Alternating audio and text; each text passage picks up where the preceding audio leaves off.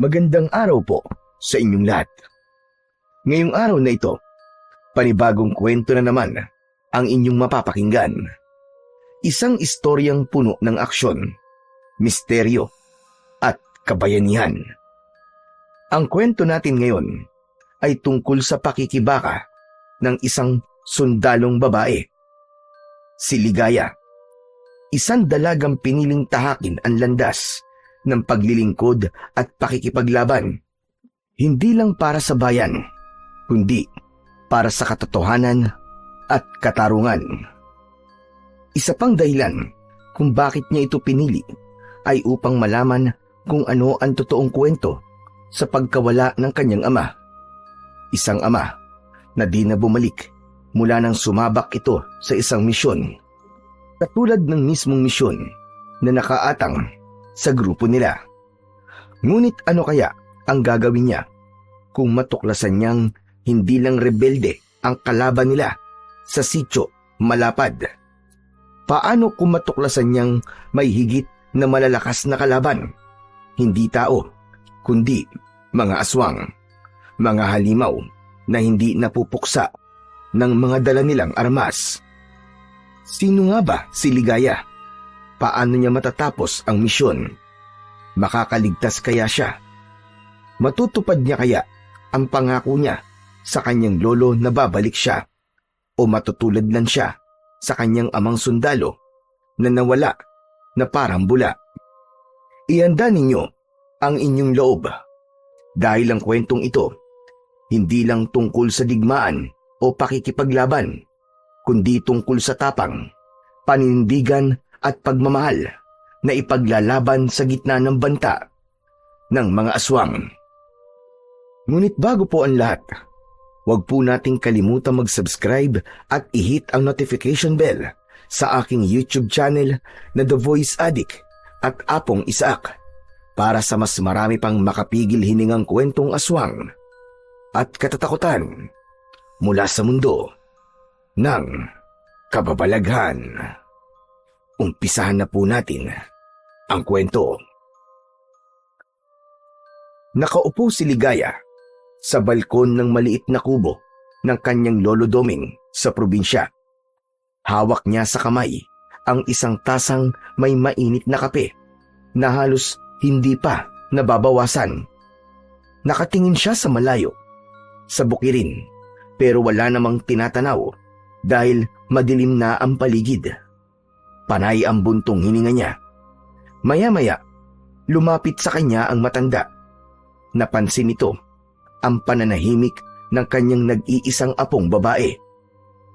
Itinabi niya ang isang bangkitong gawa sa kahoy at naupo doon. Nakalikha siya ng ingay, pero kahit konti ay hindi man lang siya pinansin o nilingon ni Ligaya. Doon niya napagtanto na may kinikimkim na alalahanin ang kanyang apo. Apo, ayos ka lang ba? Bakit parang kanina pa lumilipad ang isip mo? Kayo po pala, Lolo. Panay ang buntong hininga mo eh. May problema ka ba? Pwede mo namang sabihin sa akin para naman mabawasan yung bigat na dinadala mo. Ewan ko po, Lolo. Parang may kung ano po mabigat dito sa dibdib ko eh. Di ko rin po maintindihan. Pero ayos lang naman po ako. Nako, sa tingin ko hindi ka ayos. Huwag kang magsinungaling sa akin, Ligaya.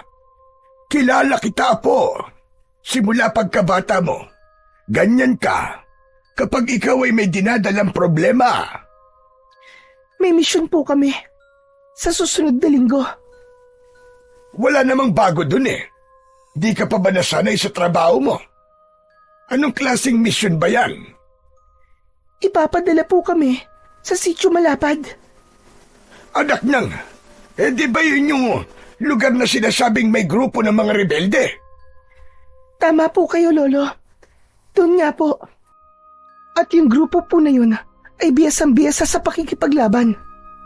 Sanay sa gubat. Parang mga gerilya daw. Walang awa kung pumatay. Alam niyo po, Madaming mga sundalong pinadala roon. Pero ni isa, walang nakakabalik. Walang nakakauwi sa kanilang pamilya. Lahat patay. Ang masakit pa po, ay wala man lang bangkay na naiuwi. Para bang naglaho lang na parang bula. Naku, talagang delikado pala. Saka, nakakatindig ng balahibo ang kwento mo, Apo. Anong klaseng mission bang ginagawa doon? At saka, ba't naman kayo ang napili? Recon and recovery po, Lo. Kailangan naming malaman kung ano nangyayari doon. Tapos ay, ang maibalik ang dating kondisyon ng sityo na mabawi ito sa mga rebelde. Ganun ba? Gusto lang naman pala nilang malaman ang mga aktibidades doon. Bakit hindi pa gumamit ng mga makabagong teknolohiya? Yung bang parang, ano nga ba yun? Yung bang maliit na helicopter? Lo, drone po yun. Pero, hindi rin po kasi magamit yun sa operasyon eh. Dahil ang sabi sa mga report, walang signal pagdating sa sitio malapad. Nawawala din bigla mga drone. Kaya daw, kailangan nila na may ipadala dun mismo para matapos na ang paghahari-harian ng mga rebelding yon. Kinakabahan ako, Lo. Sa misyong to, pakiramdam ko para kaming pinapasok sa bibig ng buhaya. Kung ganyan pala, na napakadelikado, ba't ka pa sasama? Pwede ka namang tumanggi, hindi ba? Hindi po ganun kadali yun, Lo. May sinumpaan po akong tungkulin sa bayan. At di ko po pwedeng talikuran yun. Dahil lang sa naduduwag ako. Dahil kung lahat kami aatras, sino po ang pwedeng gumawa? Pero Apo, hindi lahat ng laban kailangan mo salubungin. Hindi porket sundalo ka kailangan mo nang isugal ang buhay mo. May karapatan ka rin na tumanggi kung alam mong wala ng pag-asa. Tao ka rin, Apo. Natural na matakot. Di mo kailangang ikahiya yun. Hindi po pwede, Lo. Sasama pa rin po ako. Hindi ako pwedeng umatras kahit delikado. Kasi ito ang pinili kong landas. Sundalo po ako, Lo. Hindi ako nagbihis ng uniforme para lang sa sweldo ko. Pangarap kong maglingkod. Pangarap kong may pagtanggol ang ating bayan. Huwag na, Ligaya. Huwag matigas ang ulo mo. Dito ka na lang. Di mo naman kailangan magtrabaho May lupa ako, may taniman, may mga alagang hayop. Hindi ka magugutom dito. Payapa pa ang buhay mo. Malayo sa baril, sa granada, sa dugo. Ayaw mo ba ng kapayapaan? Mahal ko po ang katahimikan dito, Lolo. Dito ako lumaki. Dito ako natutong mangarap. Pero, hindi po kasi ito ang pinili kong landas. Nung nagsundalo po ako, namulat ako sa katotohanang sa labas ng bukid na to ay maraming taong umaasa sa proteksyon. Sa tulong at sa tapang ng mga taong tulad ko. Hindi ko po kayang tumalikod sa responsibilidad na yon. Oo nga, tama ka naman doon. Pero bakit palaging silang iniisip mo? Di ba't tungkulin mo ding alagaan ang sarili mo? Bayan muna, Lo. Bago ang sarili ko. Kahit na, ako na lang ang kasama mo, Apo. Paano kung hindi ka na makabalik? Paano naman ako? Isipin mo naman ako, Apo. Alam mo bang sa tuwing umaalis ka at sasabak sa isang misyon, palagi akong nagdarasal na huwag kang kunin ng gera sa akin. Pero itong sinasabi mo ngayong operasyon, imposibleng mabuhay kayo, di ba? Bakit, Apo? Ayaw mo na ba akong makasama? Lolo Doming, mahal na mahal ko po kayo. Kayo po nagturo sa akin kung paano maging matapang. Pero kung susuko ko ngayon, hindi ko mapapatawad ang sarili ko na wala akong naipaglaban. Gusto kong maging isang sundalong handang isugal ang lahat para sa iba. Matapang ka nga talagang bata ka. Pero sana, maisip mong hindi lahat ng sakripisyo ay kailangan mong akuin. Pwede ka namang maging bayani sa ibang paraan. Hindi mo kailangan mamatay o magsakripisyo ng buhay para lang matawag kang tapat sa iyong tungkulin. Alam ko po yun, Lolo Doming.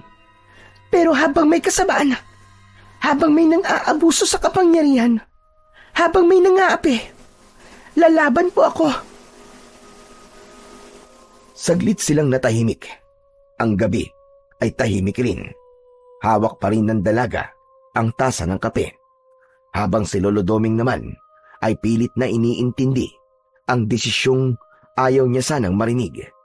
Pero alam niyang wala naman siyang magagawa. Lolo Doming, hindi ako natatakot mamatay. Ang totoo niyan gusto ko ding malaman kung ano ba talaga ang misteryoso sa sityong yun. Gusto kong malaman kung ano ang mga nangyayari sa mga sundalo. At gusto kong maunawaan kung bakit hindi na nakabalik si Papa. Kailan mo pa nalaman ang tungkol sa papa mo, Ligaya? May mga ipinakita sila sa aking files at reports. Nakita ko ang profile niya. Yung batch nila. Sila ang unang pinadala sa sitio na yun. Bakit hindi niyo po sinabi sa akin ang tungkol sa bagay na to, Lolo? Patawad na po kung nagsinungaling ako sa iyo tungkol sa pagkawala niya. Ayoko kasing malaman mo noon. Masyado ka pang bata. Ayokong danasin mo yung sakit na dinanas namin nung bigla na lamang siyang nawala. Gusto kong lumaki kang buo. Pero hindi ko na pala maitatago yun sa'yo. Sa habang panahon. Naiintindihan kita, Lolo. Hindi naman po ako galit sa inyo Pero sana, nung kaya ko nang umunawa, sana sinabi niyo pa rin sa akin. Masakit man pero bahagi kasi yun ng pagkatao ko. Patawad na po. Ay, Diyos ko. Bigla ko tuloy naalala ang iyong ama. Parang ganito rin yung eksena nun. Tahimik ang langit. Walang bituin. Walang buwan. Tapos nakaupo kami dito sa balkon. Magkatabi.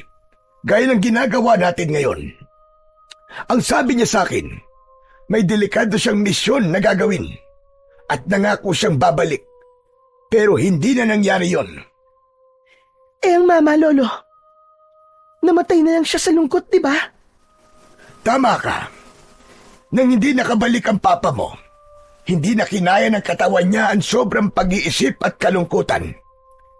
Kaya naman nagkasakit siya ng maluba hanggang sa namatay. Huwag kayong mag-alala, Lolo.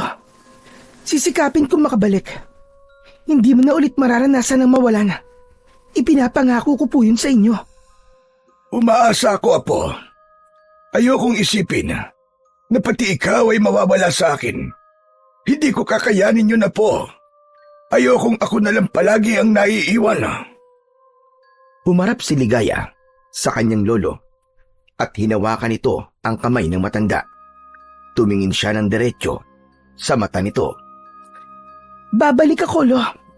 Kahit anong mangyari, babalik ako sa'yo. Salamat.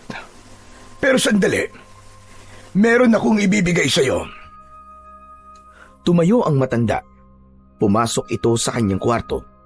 Ilang minuto ang lumipas bago ito bumalik. Sa kanyang kamay ay may hawak siyang isang maliit na kahon na yari sa kahoy. May mga ukit ito sa gilid at lumang-luma na ang itsura. Binuksan niya ito sa harap ni Ligaya at mula sa kahon ay inilabas niya ang isang kwintas na may palamuting kulay puting bato na may kulay itim na may dilaw na guhit sa gitna. Parang mata ng pusa. Nakapalamuti ito sa isang kwintas na yari sa itim na tali. Simple pero may kakaibang dating. Teka, Lo. Ano po yan? Ito ang mutya ng bayuko. Ang ganda naman po niyan, Lo. Parang buhay na mata. Para siyang nakatingin sa akin. Tama ka. Para nga itong isang mata. Pero hindi pangkaraniwan.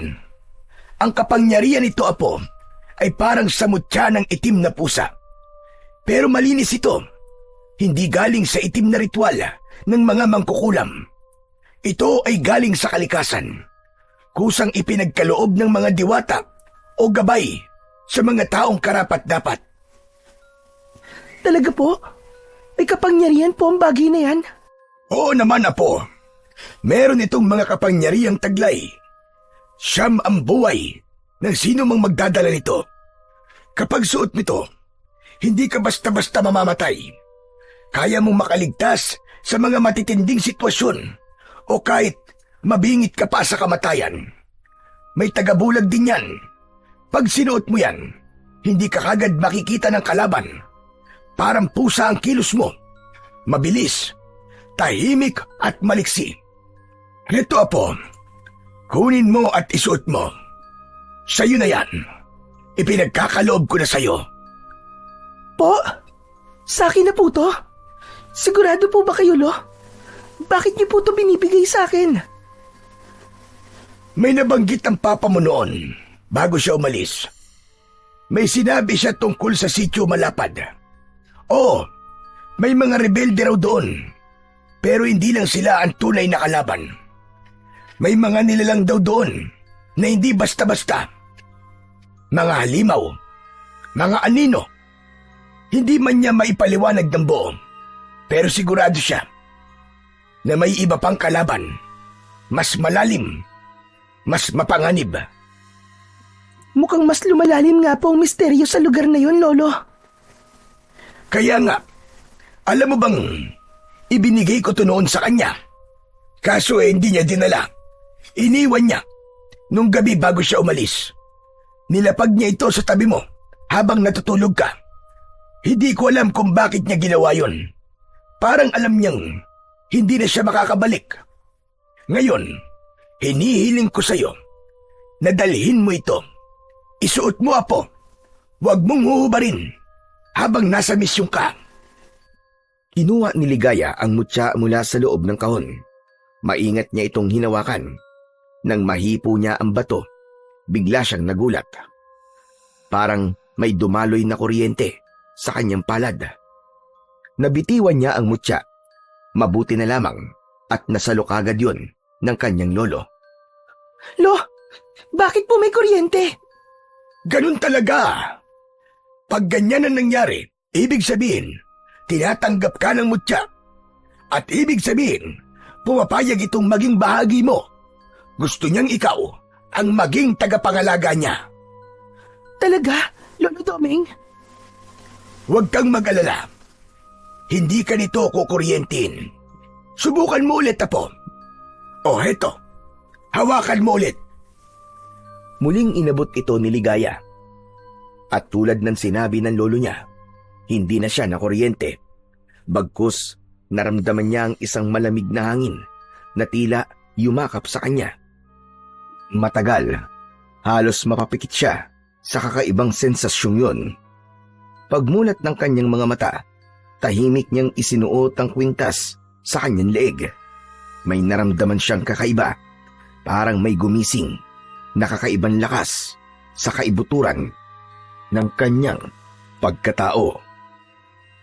Lo, ba't gano'n? Parang bumilis po ang pintig ng puso ko. Tapos parang luminaw din po ang pandinig ko at saka ang paningin ko. Tapos, Lo, para akong may built-in na night vision. Kitang-kita ko yung parting yun, oh. Maliwanag na maliwanag. Sabi ko naman sa'yo, di ba? Nagsisimula niya nang ipakita sa'yo ang ibang kapangyarihan niya. Ang galing, di ba? Ang galing nga po, Lo. Grabe. Totoo po pala ang mga agimat at mga mutya. Hindi ako makapaniwala. Pag nagamit mo yan sa labanan o sa delikadong sitwasyon, mas maiintindihan mo pa kung gaano kaimportante ang mutya na yan. Maraming salamat po dito, Lolo.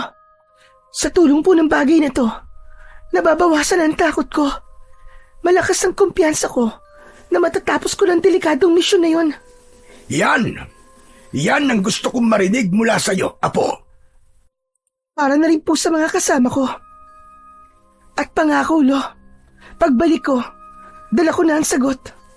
Hindi lang para sa akin, kundi para kay Papa, kay Mama, at para sa'yo. O sige na, mabuti pa'y magpahinga ka na. Ilang araw bang ibinigay na bakasyon sa inyo? 3 araw po, Lolo. at susulitin natin ang mga araw na yon. Kinabukasan ng umaga, maagang nagising ang dalaga. Paglabas niya ng bakuran, ay nakita niya ang lolo doming niya na nagsisiga ng mga tuyong dahon sa ilalim ng mangga. Gising ka na pala, Apo. Kumusta ang pakiramdam mo? Ayos lang po ko. Kayo po, Lo, kumusta po kayo? Kumusta po ang tulog nyo? Hindi nga ako masyadong nakatulog. Sa palagay ko 2:00 na ako ng madaling araw nakatulog. Tapos nagising ako ng 5:00. Hay nako, ganito yata talaga kapag matanda na. Naku, masama po yun, Lo. Halos 3 oras lang po pala ang tulog nyo. Dapat, hindi mo na kayo bumangon. Hinayaan nyo na lang sana muna ang mga yan. Wala naman kayong amo para gawin ang mga trabaho na yan. Nako, Iha, sanay na kasi ang katawan ko. Hindi ako mapalagay kapag walang ginagawa. Hayaan mo na, magaan lang naman to. Parang ehersisyo na rin sa akin. Ganun po ba? Pero dapat po, hindi kayo nagpapakapagod. Hindi na po kayo bata, Lo. Alam ko naman yun. Pero ganito talaga pag matanda na. Mas mahirap yung walang ginagawa. Lo, nagkape na po ba kayo? Tapos na, kanina pa. Ikaw, kung gusto mong magkape, may pinainit akong tubig sa termos. Pwede ka na magtimpla ng kape mo. May tira din akong pandesal. Naroon sa ibabaw ng lamesa. Mamaya na po siguro.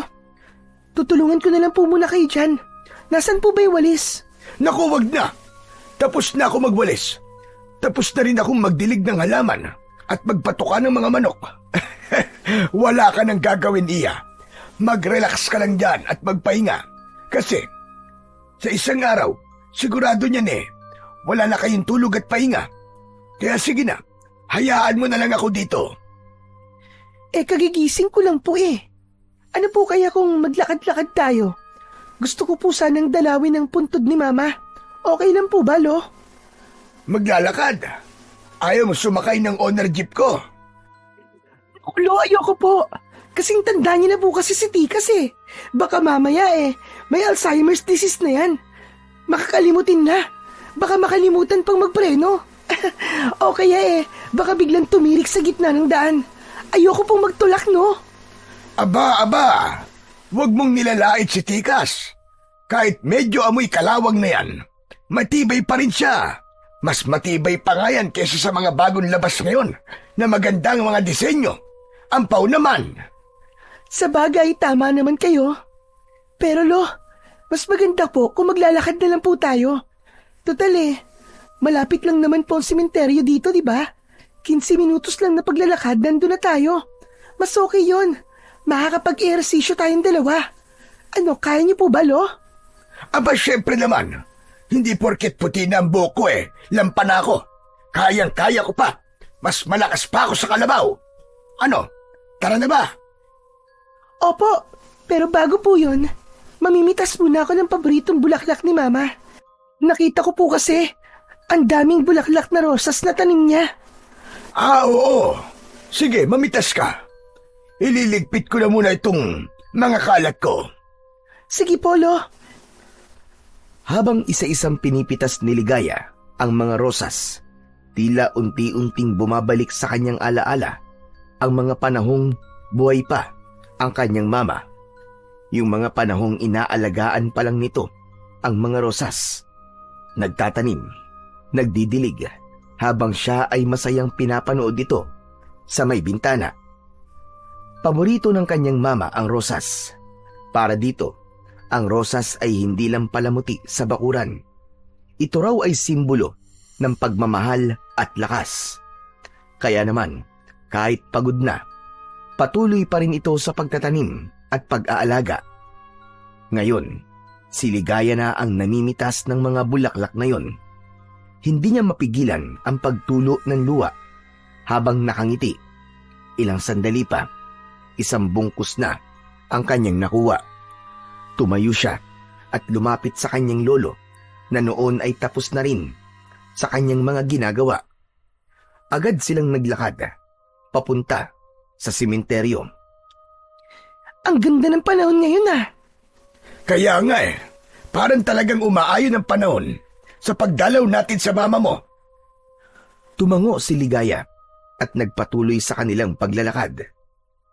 Inabala niya ang sarili sa pag-aayos ng hawak na mga rosas.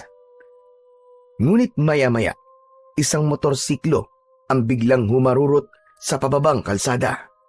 Mabilis ito at panay ang busina. Tila nawala ng kontrol. Dire-diretso ito papunta sa direksyon ni Ligaya at Lolo Doming. Napalingon ang matanda. Ligaya! Masyadong mabilis ang pangyayari. Wala ng oras para tumakbo o umiwas. Lalo't biglang lumitaw ang sasakyang yun sa likod nilang dalawa. Ilang pulgada na lang ang layo nito ay mababangga na sila. Pero imbis na matulala, mabilis na nakaatras si Ligaya. Parang otomatikong gumalaw ang kanyang katawan. Nahila niya si Lolo Doming. Tila tumigil ang mundo sa loob ng ilang segundo. Sa kabutihang palad, hindi tumama sa kanila ang sasakyan. Bumangga ito sa isang puno. Eksaktong lugar kung saan sila kanina nakatayo. Nanginginig man sa kaba, walang galos o sugat si Ligaya ni si Lolo Doming. Anak ng, ayos ka lang ba, Apo? Opo, Lo. Kayo po. Ay nako, salamat sa Diyos at nailigtas tayo sa aksidente. Ay, ano ba naman yan? Ano bang nangyari sa driver na ito? Nilingon ni Ligaya ang lugar na kinatatayuan nila kanina. Kung hindi siya nakakilos kagad, siguradong pati sila ay nasaktan. Apo, ang mutya mo! Napatingin si Ligaya sa kanyang suot na kwintas. Nakita niya ang bahagyang liwanag na gumagapang mula rito na parang kumikislap. May mga dumating na tao upang tumulong sa lalaking nakamotor. Sa kabutihang palad, buhay ito, ngunit maraming sugat. Nagpatuloy na ang dalawa sa paglalakad.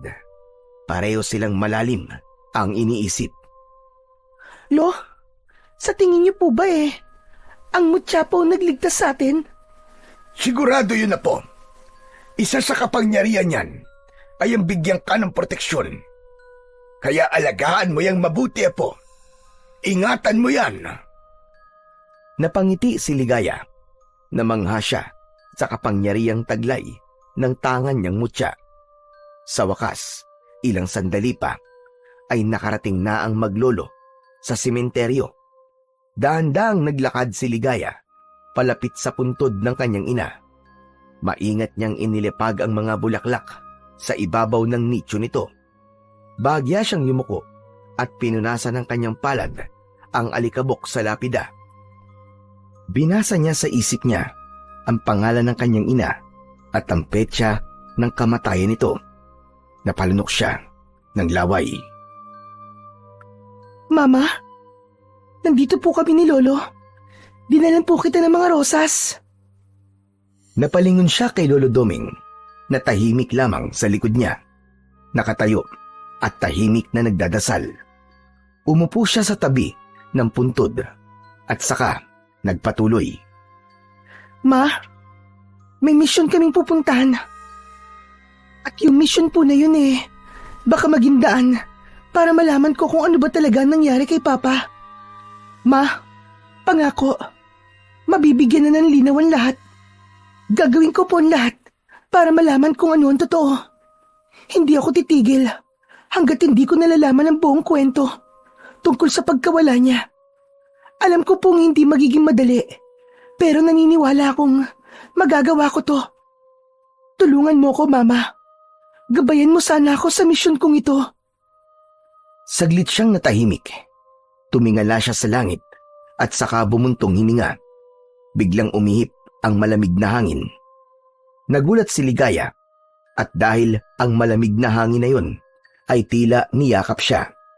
Parang may presensyang dumampi sa kanya. Malamig, ngunit hindi siya natakot. Napangiti siya. Salamat po, Mama. Ramdam ko po kayo ngayon.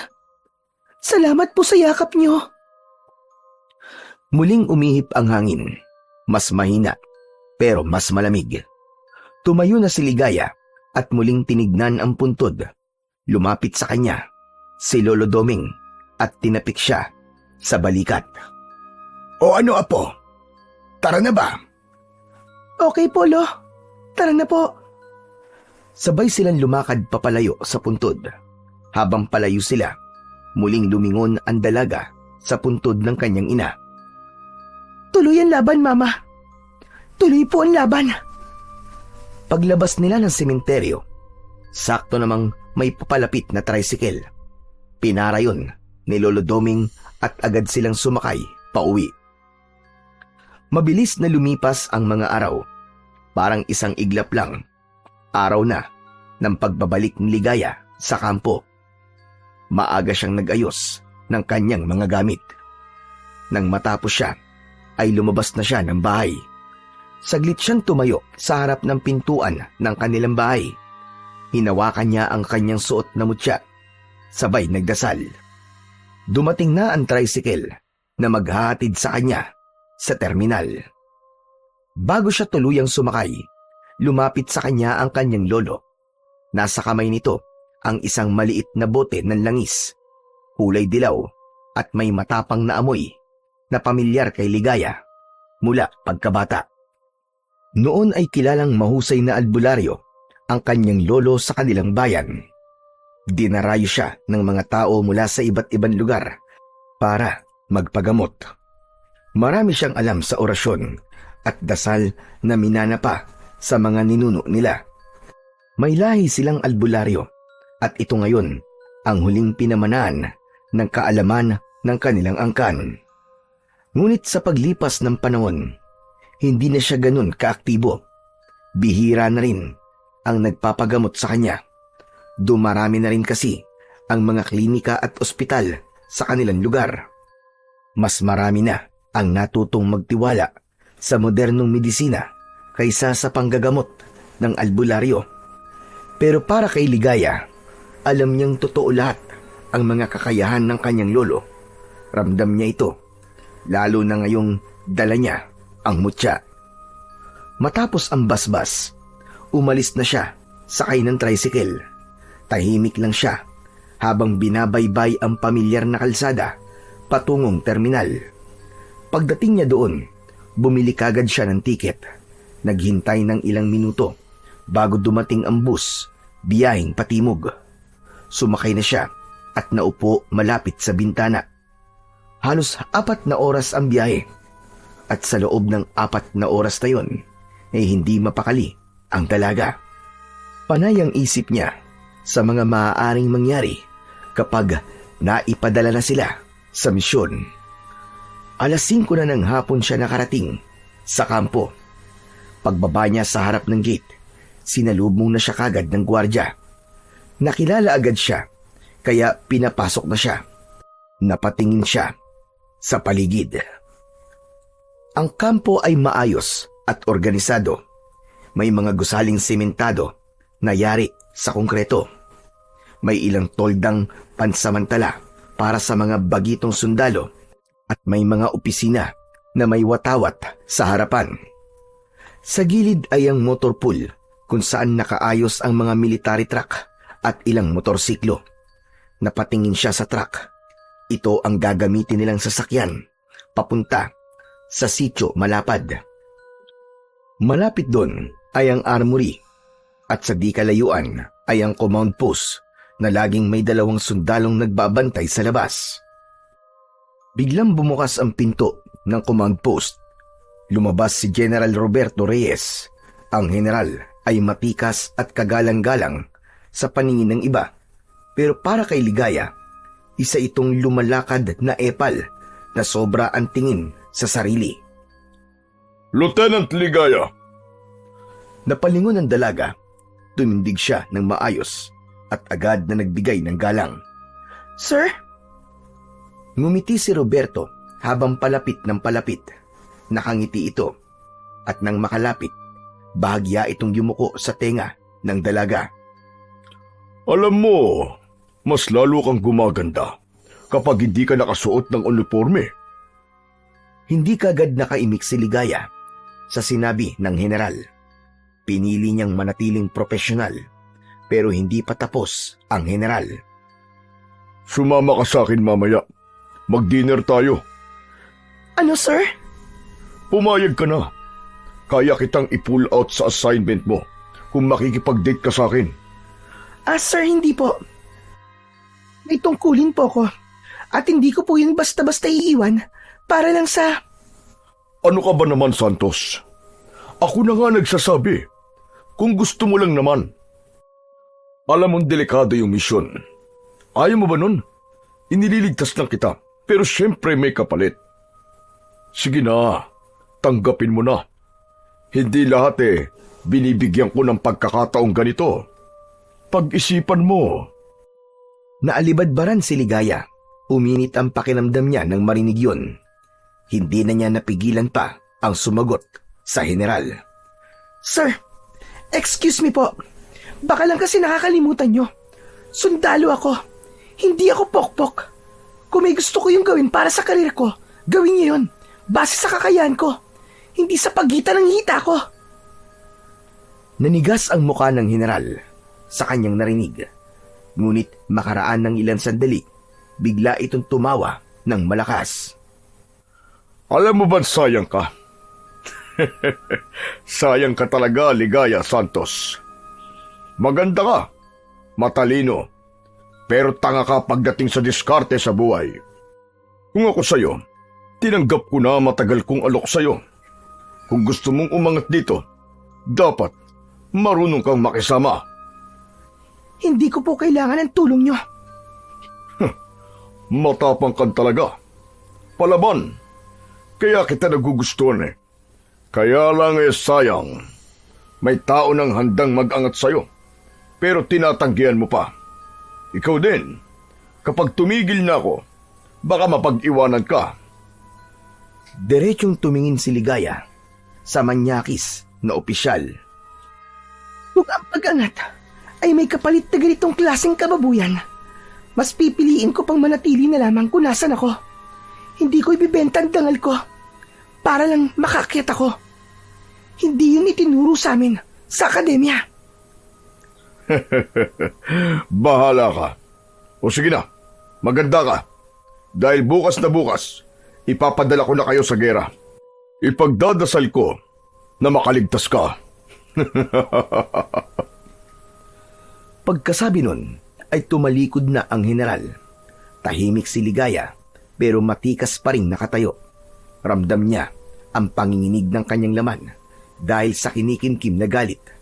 Nang makalayo ang opisyal, saka lang niya inilabas ang tunay na nararamdaman para dito. Hayop ka! Matagal na ako may hinala sa'yo. Malakas ang pakiramdam ko nga. May mga anomalya kang ginagawa sa hanay natin. Kaya humanda ka.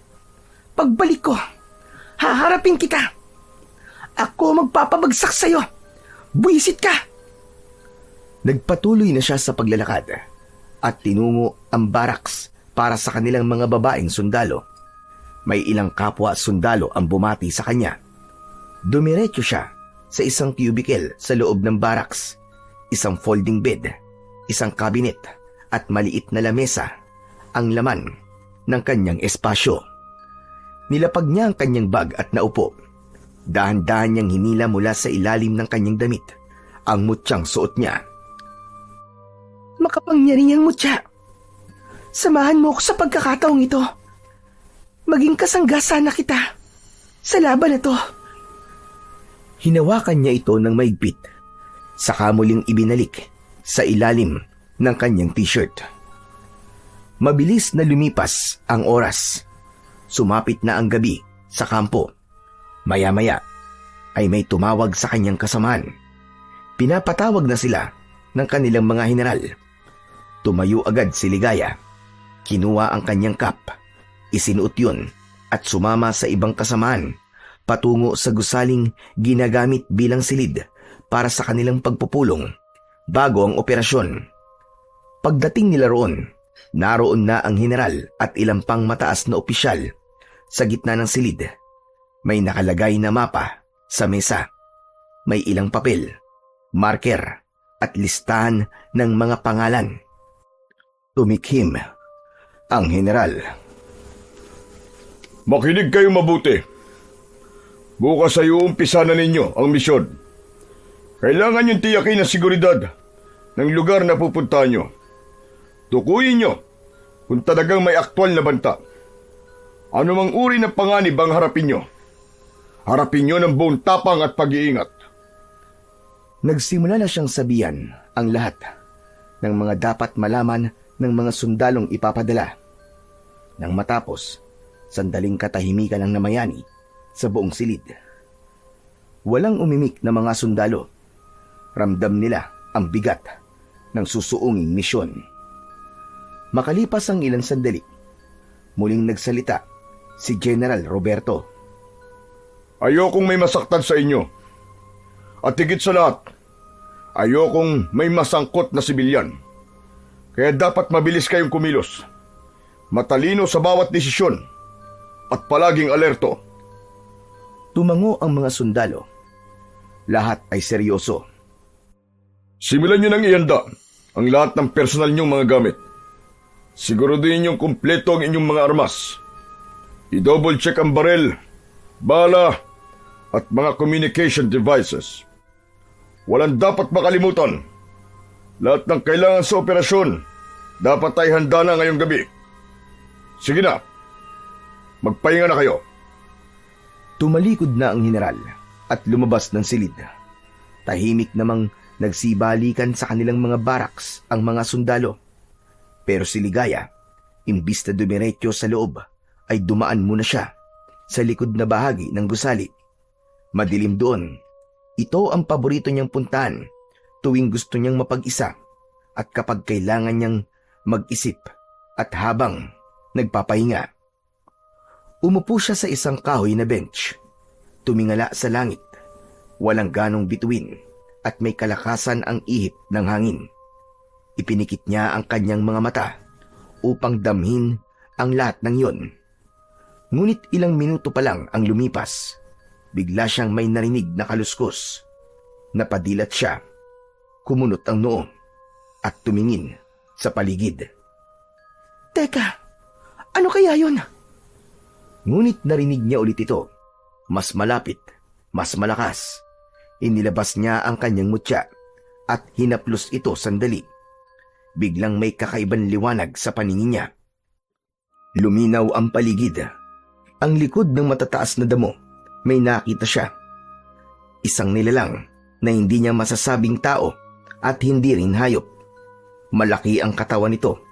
Halos doble ang laki sa katawan ng isang aso. May mahahabang galamay sa likod na parabang baluktot na sanga. Ang balat nito ay kulubot at kulay abo. Ang mukha nito'y parang pinaghalong baboy ramo at paniki. May matatalim itong mga ngipin na nakalabas kahit hindi ito nakanganga. Ang mga mata nito ay mapupula, parang umiilaw sa dilim. Napatayo agad ang dalaga, kinapa ang baril at mabilis na itinutok ito sa nilalang. Ngunit tila naramdaman ng nilalang ang kanyang presensya. Lumingon ito at nagtama ang kanilang mga mata. Saglit lang, sa isang kisap mata ay bigla itong tumakbo. Mabilis, hindi halos marinig ang mga yabag nito at bago pa siya makakilos, nawala na ito. Ano yun? Anong klaseng nilalang yun? Nakakatakot. Bigla siyang kinilabutan. May kung anong takot siyang naramdaman. Para siyang binuhusan ng malamig na tubig. Pero sa halip na tumakbo, nanatili siyang nakatayo. Pinakiramdaman ang paligid. Maya-maya pa ay may narinig na siyang isang malakas na alulong mula sa malayo. Bumalik na siya sa loob ng barracks. Inayos niya ang kanyang gamit at pilit na pinakalma ang sarili. Pinilit niyang makatulog sa kabila ng kanyang nasaksihan. Pilit niyang binura sa kanyang isipan ang mga tanong kung ano ang ginagawa ng ganong nilalang sa kanilang kampo. Ilang sandali pa, nakatulog na rin ang dalaga. Kinabukasan, tinawag na sila ng commanding officer nila. Sumakay ang mga sundalo sa military truck. Lahat sila ay halos nasa 40 bilang ng mga sundalo. Ilang oras ang nagdaan, unti-unti nang nagbabago ang tanawin. Mahigit 3 oras na silang nasa kalsada. Mula sa sementadong kalsada, naging lupa at masukal na ang paligid. Puno ng makakapal na damo, mga baging at matataas na puno ang gilid ng kanilang daan. Paakyat na rin ang daang tinatahak ng konvoy. Ano yun? Ilang beses na napasingot si Ligaya nang may maamoy siyang kakaiba sa hangin. Mabaho, amoy bulok na karne. Tumingin siya sa labas ng sasakyan. Maya-maya pa ay tumigil ang mga sasakyan sa tabi. Nagtaka ang dalaga. Wala sa plano nila ang huminto hanggat hindi sila nakakarating sa sitio Malapad. Panay ang tanong niya sa kanyang mga kasamaan hanggang sa may nagradyo. Sinabi nito ang isang masamang balita. May mga naiwanan silang gamit. Wala silang nadalang supply, pagkain, mga damit at kanilang mga bag, mga karagdagang baril, bala at iba pa. Ano? Paano nangyari yun? Bakit? Imposible! Agad silang nagkagulo. Pakiramdam ni Ligaya, may sabotaheng nangyari. Naramdaman niyang may mali. Pagtingin niya sa may bandang kanan ng daan, may mga taong nakatayo. May mga bitbit ang mga ito na tila mga panggatong. Lahat sila ay pawang mga kalalakihan. Malalaki ang katawan at sunog sa araw ang mga balat. Nakasuot sila ng mga lumang pantalon at nakahubad ang itaas na bahagi ng kanilang mga katawan. Sa unang tingin, wala naman kakaiba sa kanila. Ngunit nang mapansin ni Ligaya na pare-pareho ang tato ng mga ito sa kaliwang balikat, isang ulo ng agila, nagsimula siyang magduda sa katauhan ng mga ito. Maingat niyang sinulyapan kung may dala silang sandata, pero wala siyang nakita. Nagkunwari na lamang siyang magtanong gamit ang kalmadong boses. Mga boss, may alam ba kayong pwedeng matutuluyan? O kaya may makakainan na malapit dito? Naku walang ganun dito sa bundok. Saan ba kayo pupunta? Sa sitio Malapad ba? Po, hindi po. Hindi kami dun pupunta. Ang lagay parang naligaw po kami. Hindi kayo naliligaw. Alam naming sa sitio Malapad ang punta nyo. Bakit ba padala ng sundalo sa sitio na yun? Delikado ang papunta ron. May alam kayo tungkol sa sitio Malapad? Oo naman. Lahat ng tao dito ay alam tungkol sa lugar na yun. Mga pugad yun ng aswang. Lahat ng pumapasok doon, hindi na nakakalabas. Ano ka mo? Pugad ng aswang? Oo. Maraming aswang ang namamahay doon. Kaya bumalik na kayo kung saan kayo nanggaling. Hindi nyo alam kung ano pinapasok nyo. Delikado sa lugar na yun. Huwag nyo nang subukan. Ngunit sa kabila ng babala ng lalaki at sa kakulangan nila ng gamit, nagpatuloy pa rin sila sa biyahe. Dumilim na ang paligid. Hindi na nila matukoy kung anong oras o ilang kilometro ba ang lalakbay nila. Ang masama pa, hindi na yun ang orihinal na rutang dapat nilang daanan. Wala na sa mapa ang daang tinatahak nila. Maya-maya pa, may namataan silang isang maliit na baryo sa di kalayuan. May iilang kubo na yari sa kahoy at pawid. Bahagyang may ilaw sa mga lumang lamparang nakasabit sa mga pasimano. Tao po! Tao po! Ngunit walang sumasagot. Tila walang tao sa lugar na yon.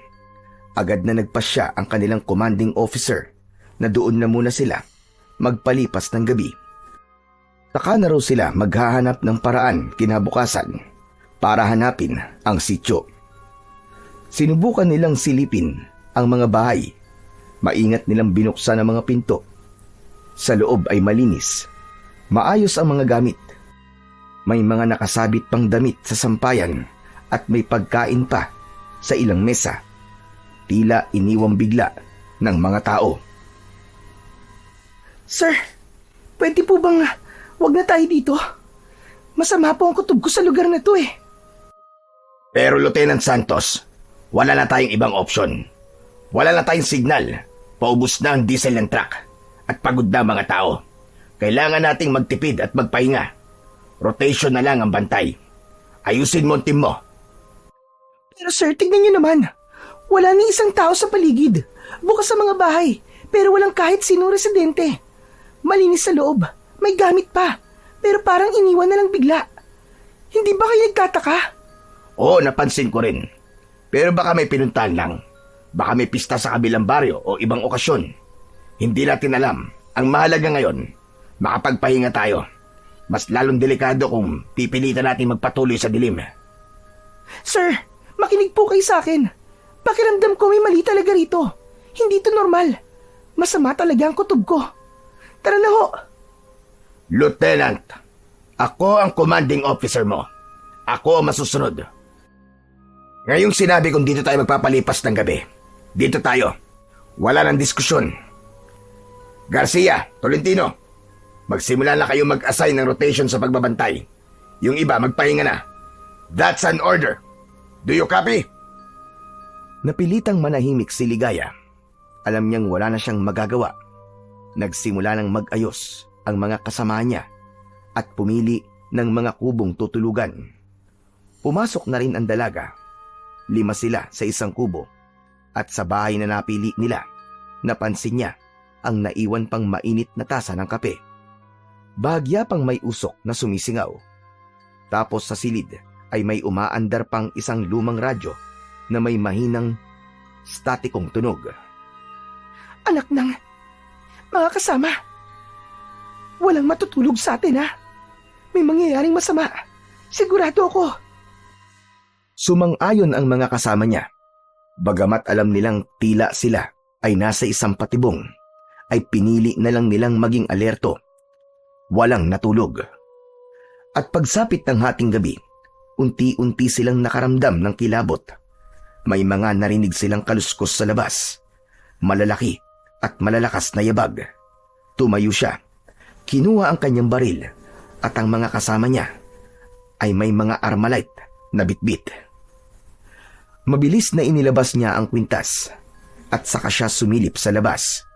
10 nilalang na may pulang mata, may mga mahahabang mga kuko at pangil. Wala itong pinagkaiba sa nilalang na nakita niya sa kampo. Nanlaki ang mga mata niya nang makitang ang nilalang na yon ay may nilalantakang tao, nakauniforme tulad ng kanyang suot.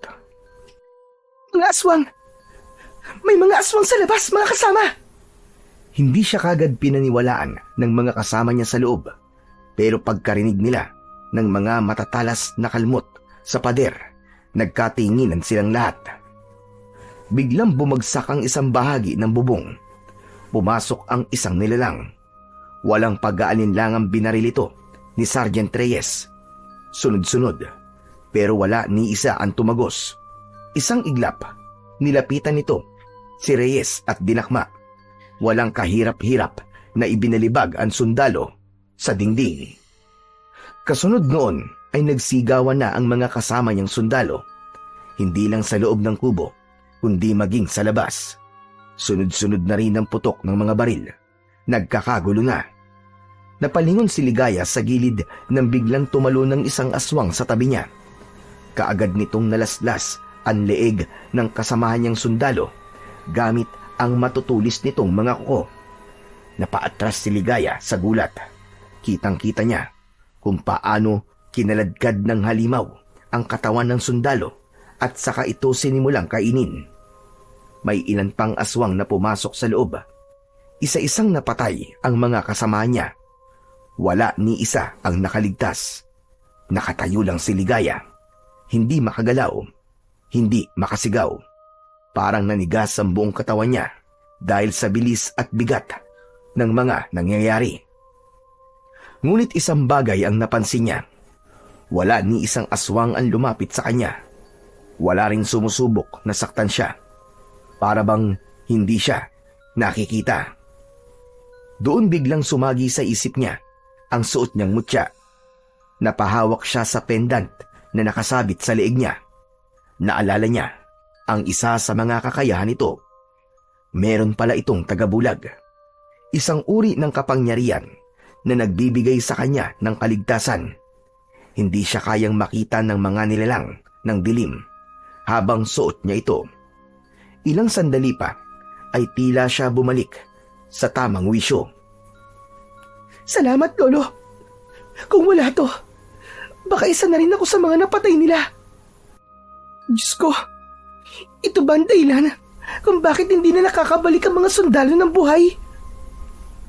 Naglakad siya palabas ng kubo. Maingat, sinikap niyang hindi makalika ng kahit na mahinang ingay. Iniwasan niya ang mga nagkakagulong aswang.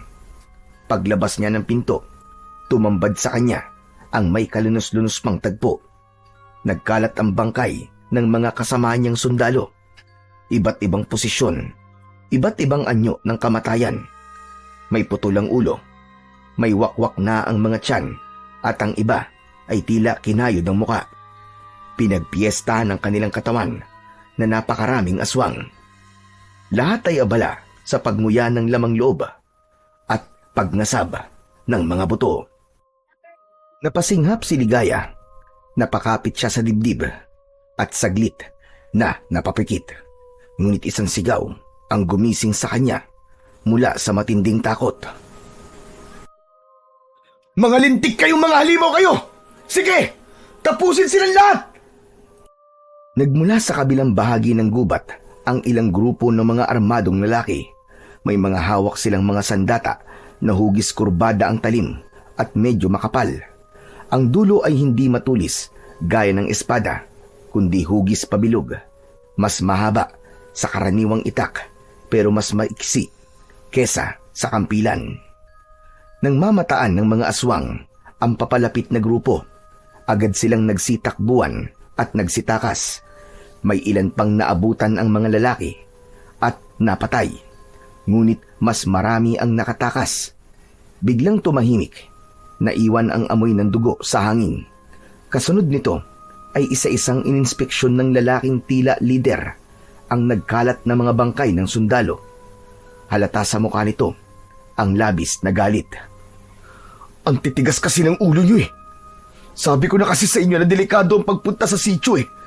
Pero nagtuloy pa rin kayo. Nilapitan niya ang isa sa mga bangkay. Kinuha ang dog tag nito, binasa ang pangalan at mariing pumikit. Sayang, bata ka pa. Hindi mo man lang nalaman ang totoong kalaban. Natulad din kayo sa iba. Tumalikod dito at hinarap ang kanyang mga kasama. Pulutin niyo ang mga armas. Huwag niyong hayaang maiwang gamit ang mga bangkay.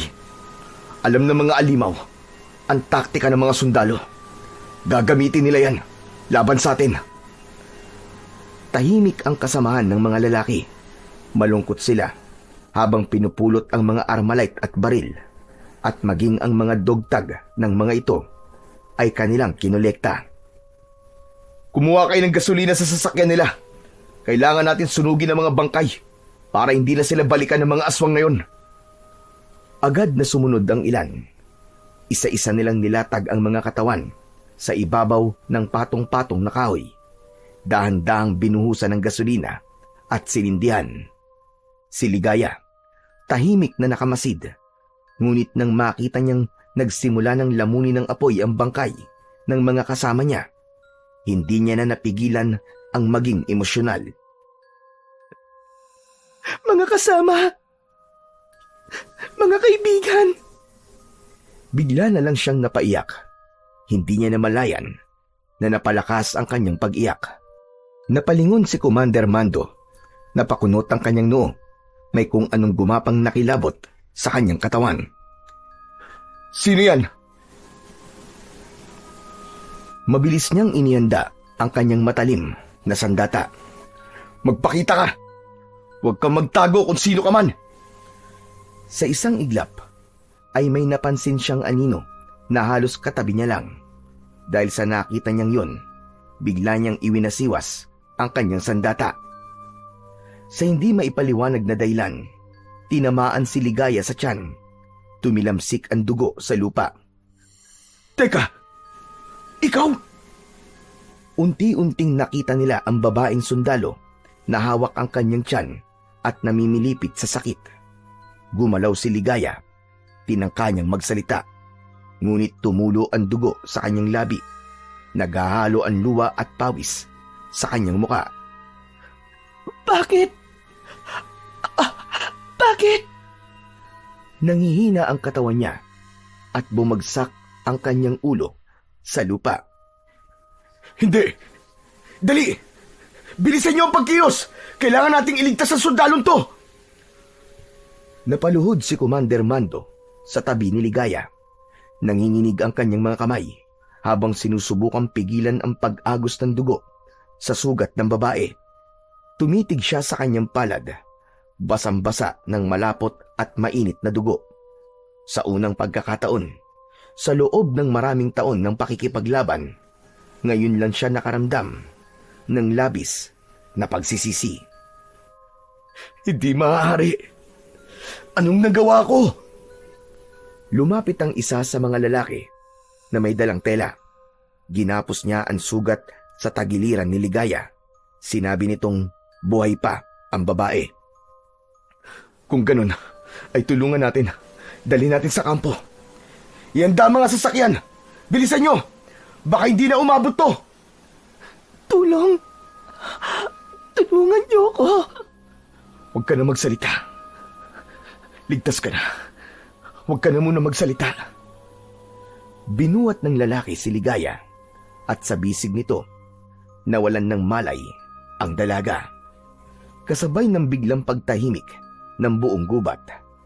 Habang papalayo ang sasakyan, ang apoy mula sa sinusunog na mga bangkay ay biglang lumiyab ng mas mataas at naiwan ang kakaibang amoy sa buong paligid. Pagkaraan ng ilang araw, unti-unting dumilat si Ligaya. Agad na gumala ang mga mata niya sa paligid. Nasa loob siya ng isang maliit na silid. Pawid ang bubong at gawa sa kawayan ng dingding.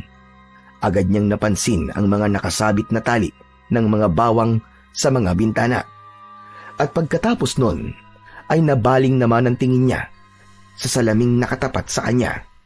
Doon niya nakita ang sarili niya. Maraming dahon ang nakatapal sa kanyang mga braso, sa balikat at sa kanyang tiyan. Nakahiga siya sa isang papag na may banig. May manipis na kumot at may unan. Nalilito siya, ngunit bago pa man siya makapag-isip ng malinaw, nakarinig siya ng mahinang yapak na papalapit. Bumukas ito ng dahan-dahan. Pumasok ang isang lalaki. Nanlaki ang kanyang mga mata nang makilala kung sino ito. Ikaw? Mabuti naman at gising ka na. Salamat. Kumusta na ang pakiramdam mo? Umupo ito sa isang silya sa tabi ng papag. Biglang napahawak sa ulo si Ligaya. Pilit na inaalala ang mga nangyari. Ikaw? Ikaw yung... Teka, nasan ako? Nandito ka sa Sitio Malapad. Ano? Ito yung lugar ng mga rebelde, di ba? Ibig sabihin, nandito ako sa lugar ng mga kaaway. Sandali lang. Kumalma ka lang. Hindi tayo magkaaway. Bakit? Bakit ako nandito? Ako may kasalanan. Nasugatan kita nung... patawad ah. Hindi ko sinasadya. Akala ko kasi... Hindi na naituloy ng lalaki ang kanyang sasabihin. Yumuko ito sandali. Nagkamali ako. Nasugatan kita. Pero salamat sa Diyos at buhay ka na. Gaano na ako katagal na nandito? Matagal-tagal rin. Kulang-kulang 1 buwan. Ano? 1 buwan? Oo, hindi ka magising. Pero alam mo bang mabilis na gumaling ang sugat mo? Parang ang milagro yun eh. Ang manggagamot namin ang nag-alaga sa'yo, si Katuro. Sayang, wala siya ngayon dito. Matutuwa siya kapag nalaman niyang gising ka na. Tumahimik ang dalaga. Sinubukan niyang bumangon, pero bigla siyang natigilan nang maramdaman ang sakit sa kanyang mga binti at braso. Oh, dahan-dahan lang. Salamat ah. Teka, aalisin ko lang muna tong mga dahon sa katawan ko. Ako na, tutulungan na kita. Pasensya ka na kung ganyan kadami ang nakatapal sa'yo. Ganyan talaga kung manggamot si Katuro eh. O ayan, naalis ng lahat. Sandali, kukuhanan lang kita ng palanggan at tubig. Baka gusto mo maghilamos. Wag na, ayos lang ako. Dito ka lang. Mag-uusap tayo. Anong pangalan mo? Ikaw ba ang pinuno ng mga rebelde? Rebelde? Yung ba ang tawag nila sa grupo namin? Bakit? Ano ba ang dapat itawag sa inyo? Ay, wala. Siya nga pala. Ako si Mando. Commander Mando ang tawag nila sa akin dito. Tumango-tango ang dalaga sa sinabi ng lalaki. Salamat ah. Salamat sa pag-aalaga. Wala yon. Kasalanan ko naman talaga nangyari. Kung namatay ka, habang buhay na dadalhin ng konsensya ko yun. Ganun? Eh bakit mo naman kasi ako iniwa? Sa tiyan pa talaga. Mainit ang sitwasyon nun. Masyado akong alerto at naging emosyonal sa mga nangyari. Tapos may nakita akong anino. Akala ko isa ka sa mga aswang. Kaya yun. Ang mga kasamahan ko, pinatay sila ng mga aswang. Alam ko. At palagi nilang ginagawa yun. Pinapatay nila ang mga sundalo na papunta dito. Bakit iba ang repost sa amin? Ibang impormasyon sinasabi nila.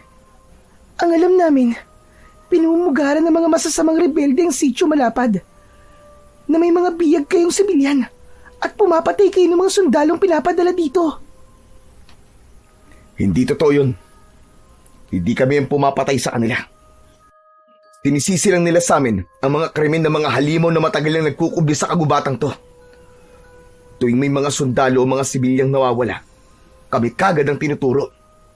Pero ang totoo, kami rin ang unang pinupuntirya ng mga aswang na yan. Pero bakit hinahayaan nyo lang? Bakit hindi nyo inilalabas ang totoo? Bakit hindi kayo humingi ng tulong sa gobyerno, sa media, o kahit kanino na pwedeng tumulong sa inyo? Para naman matigil na yung walang habas na pagpapadala ng mga tropa dito. Para na rin kaming ginagawang mga alay mga sakripisyong tupa. Sino maniniwala sa amin? Sa mata ng gobyerno, rebelde kami. Sa mata ng lipunan, kami mga salot. Kapag nagsalita kami, pagtatawanan lang kami ng lahat. Sa palagay mo ba, maniniwala sila kung sasabihin naming aswang ang mga kriminal? Pero kung walang magsasalita, paano malalaman ng mga tao ang totoo? Hanggang kailan kayo magtitiis? Hanggang kailan kayo magtatago? Hindi kami nagtatago. Lumalaban kami sa paraang kaya namin. Kung lalantad kami ngayon, walang sapat na pruweba. Kami lang ang mapapahamak. Hindi lang kami, pati na mga pamilyang pinoprotektahan namin dito sa sitio. Ano ngayon ang plano nyo? Maghihintay na lamang kayo ng susunod na grupo ng sundalo na papatayin uli ng mga halimaw na yon? Hindi. May plano din kami para ipaalam sa lahat ang ugat ng kasinungalingan dito sa Sitio Malapad. Kung mapatunayan ko na totoo ang lahat ng mga sinasabi mo, nakahanda akong tumulong. Talaga? Paano? Sasabihin mo ba to sa mga kasamahan mong sundalo? Oo, maniniwala sila sa akin.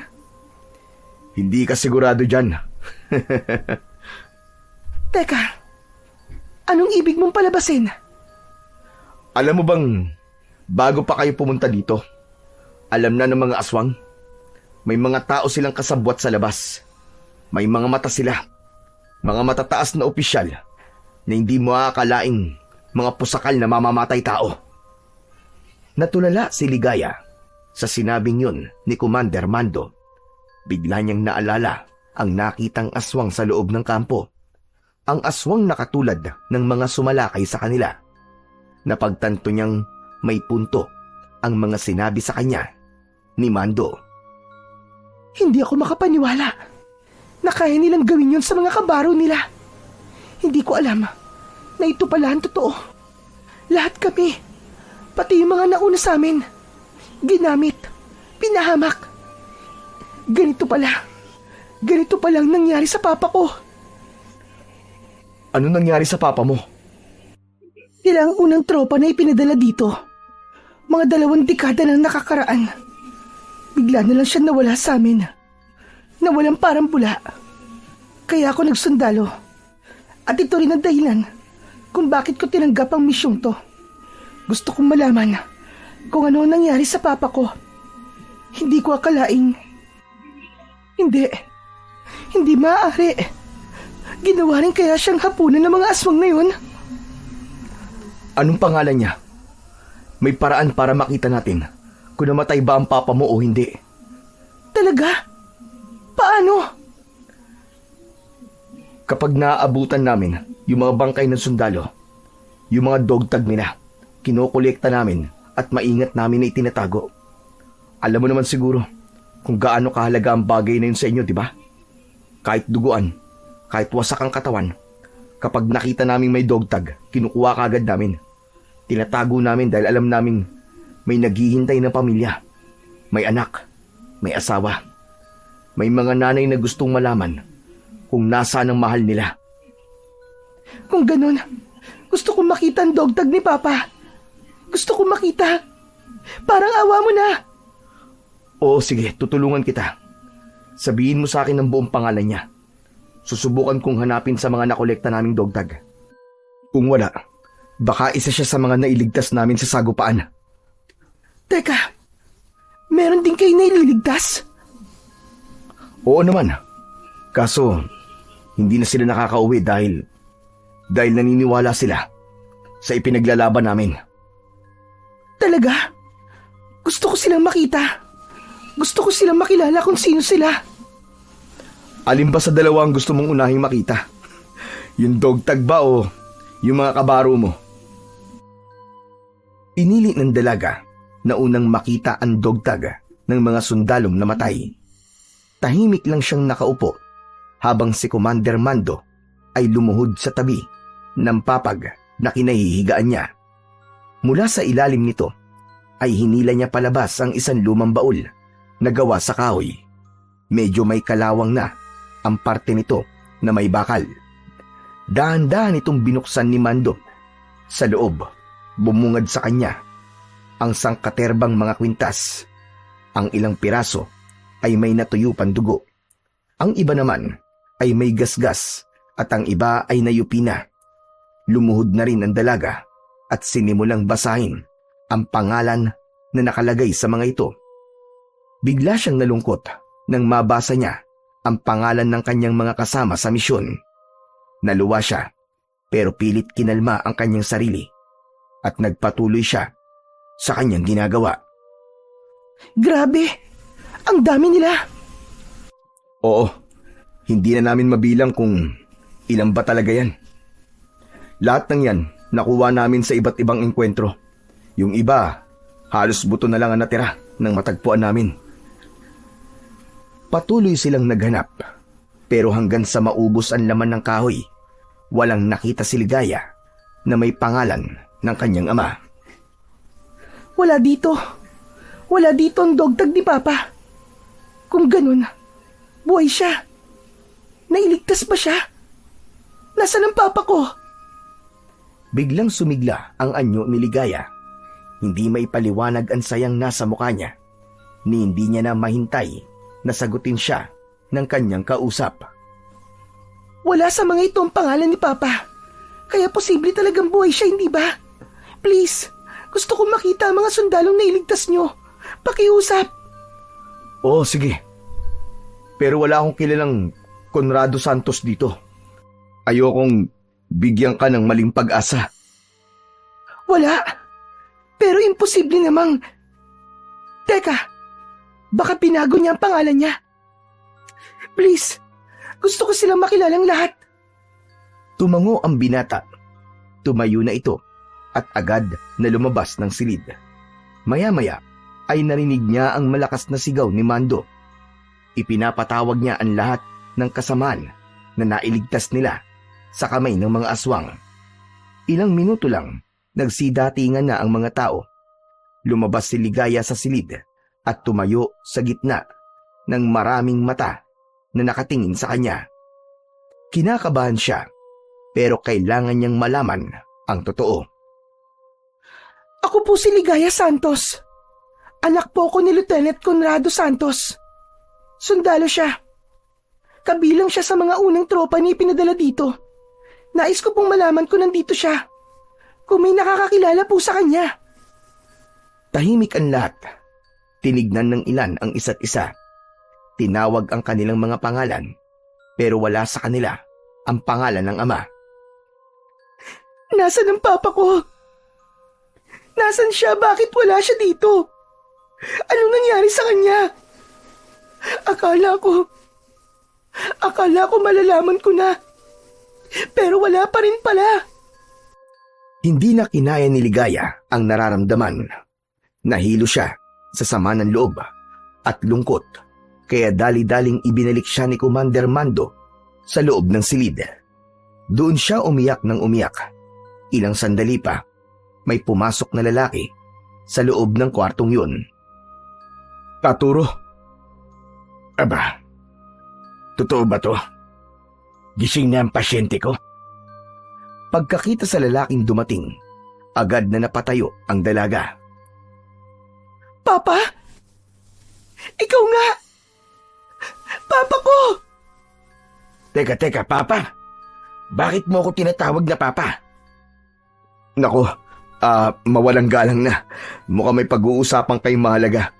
Mabuti pa iwan ko na lang muna kayong dalawa dito. Dali-daling lumabas si Mando para bigyan sila ng pagkakataong makapag-usap. Umupo ang lalaki sa tabi niya habang pinagmamasdan siya.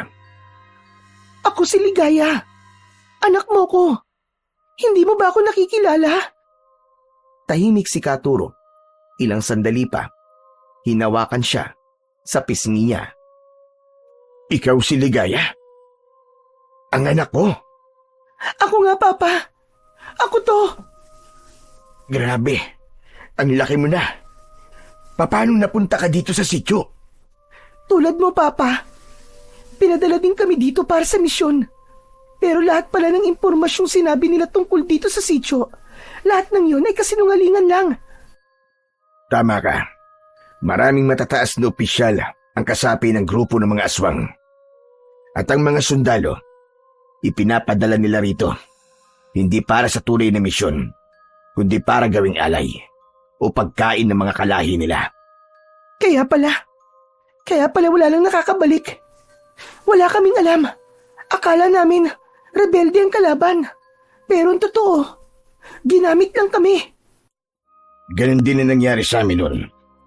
Dinala kami dito para linisin daw ang lugar. Pero pagdating namin, inatake kami sa loob mismo ng kagubatan. Hindi namin alam kung saan galing ang mga kalaban. Hindi sila tao. Mga aswang sila. Malalakas. Wala silang awa. Walang nakaligtas sa mga kasamaan ko. Lahat sila. Namatay lahat. Pero, paano ka nakaligtas, Papa? Nadulas ako sa bangin habang tumatakbo. Akala ko ay katapusan ko na. Pero doon ako nakita ng grupo ng tatay ni Commander Mando. Hindi nila ako pinabayaan. Inalagaan nila ako hanggang sa gumaling ako. Pero pagbangon ko, wala na akong maalala. Tinawag nila akong Katuro. Nasanay na ako sa pangalang yon. Kaya naman, maski bumalik na ang alaala ko sa paglipas ng panahon, hindi ko na binago ang pangalan ko. Anak, sa lugar na ito, Nakita ko ang totoo. Dito ko nalaman kung sino ang tunay na kalaban. Nang bumalik yung alaala mo, hindi mo ba inisip na bumalik? Matagal ka naming hinintay. Namatay na lang si Mama na ikaw ang inaalala niya. Sinubukan namin, pero laging may nagbabantay. May mga aswang na nagkalat sa labas. Hindi sigurado kung makakalabas ba talaga kami ng buhay. Saka, hindi ko maiwan ang taong tumulong sa akin. Yung mga sandata nila. Mula nang sumanib ako sa kanilang grupo, ako ang nagbasbas nun. Lahat ng klase ng kapangyarihan. Kaya nung tapatan. Kahit mga kapangyarihang kabal. Kapangyarihang kabal? Yun ba yung hindi natatablan ng mga bala ng baril at talim ng mga sandata? Oo. Walang halaga ang anumang klase ng anting-anting na kabal kung tatamaan ng talim ng talibong. Kaya po pala, nasugatan din ako. Ano ka mo? May ibinigay po sa akin si Lolo. Heto po. Teka, yan ang mutya ng bayo ko. Tama po. Nang malaman po ni Lolo na itong misyon ko, ibinigay niya po sa akin to. Iniwan mo daw po ito noon sa tabi ko. Oo, iniwan ko sa iyo talaga noon yan. Kasi hindi ko alam na ganun kadelikadong misyon. Akala ko kaya ko na. Akala ko, dahil may alam akong mga dasal at may alam din tulad ni tatay, kaya ko na. Pero nagkamali ako. Kung naniwala sana ako, baka nailigtas ko pa ang mga kasama ko. Pero Papa, wala rin tong naging silbi. Ako lang din ang nailigtas niya. Papa, wala akong silbi. Wala akong nagawa para ipagtanggol ang mga kasamahan ko. Lahat sila namatay nang wala man lang ako nagawa. Hindi mo kasalanan, anak. Wala kang kasalanan. Yung mga ganid, yung mga buwaya sa kampo, sila ang may kasalanan ng lahat ng ito. Magbabayad sila. Pagbabayaran nilang lahat ang mga kahayupan nila. Papa, hindi kita iiwan dito. Sasamahan kita sa misyon na to. Tutulungan natin ang mga sundalo. Tutulungan natin ang lahat ng mga tao dito sa Sitio Malapad. Nagyakap silang dalawa. Mahigpit, parang ayaw nang maghiwalay. Talabas ng silid, tahimik na nakikinig si Commander Mando habang nakasandal sa dingding. Masaya siya para sa dalawa. Teka, nasan po pala ang dogdag niyo, Papa? Naalala ko, habang nauhulog ako sa bangin, naramdaman kong nasabit sa ugat ng puno ang kwintas ko. Hindi ko na nakuha. Kaya po pala. Papa, masaya akong nakita ulit kita. Kung pagbibigyan tayo ng kapalaran na muling makauwi, sigurado ako, Papa, mapapasaya natin ang sobra si Lolo. Yun ang pangarap ko. Gusto ko ding makita si tatay. Miss na miss ko na siya. At ang mama mo, kahit malungkot ang balitang patay na siya, gusto kong makita pa rin ang libingan niya. Gusto kong humingi ng tawad. Magagawa po natin yun. Pagkatapos ng misyon natin, gagawin natin lahat, Papa. Muling yumakap si Ligaya sa kanyang ama. Ngumiti naman si Katuro. Makalipas ang ilang araw, unti-unting naging panatag ang kalooban ni Ligaya sa Sitio Malapad. Naging mahalaga at malapit na sa kanya ang lugar dahil dito niya natagpuan ang kanyang ama na inakala niyang matagal ng patay. Sa mga araw na lumipas, magkasama silang dalawa sa halos lahat ng gawain. Naging malapit sila sa isa't isa at tila sinusulit ang mga panahong nawala sa kanila. Tahimik ang sitio. Malayo ito sa ingay ng lungsod. Simple lang ang pamumuhay ng mga tao, pero puno ng sigla. Marami na rin siyang naging kaibigan. Naging masaya siya sa lugar na yon. Naging aktibo siya sa mga gawain doon. At isa na dito ay sumasali siya sa mga pagsasanay na isinasagawa ng mga kalalakian. Bagamat ng una ay hindi siya pinayagan, Ipinilit niya ang kanyang sarili at kinatwirang sanay siya sa mga ganong klase ng pagsasanay. Dito siya natutong humawak at gumamit ng talibong. Ito ang sandata na ginamit na pangdepensa ng grupo laban sa mga aswang. Mabilis siyang natuto. Hinangaan din siya sa mabilis niyang pagkilos. Ngunit minsan ay nasosobrahan niya, lalo pat madalas ay nagagamit niya ng hindi sinasadya ang kapangyarihan ng mutya na kanyang inaalagaan. Pero sa tulong ng kanyang ama, natutunan niyang kontrolin ang kanyang lakas. Tinuruan siya ni Katuro hindi lang sa pagkontrol at wastong paghataw ng talibong, kundi pati na rin sa mga aralin tungkol sa pag-iingat, sa disiplina at tiwala sa sarili. Ang talibong, hindi lang basta tabak na pamugot ng ulo. Kaluluwa yan ng mga mandirigma. Sa bawat talim ng mga ito, dala mo ang dangal ng mga taong ipinagtatanggol mo. Ginawan ni Katuro ng sandata si Ligaya, isang talibong na siya mismo ang nagpanday. Pinangalanan niya itong Dalisay.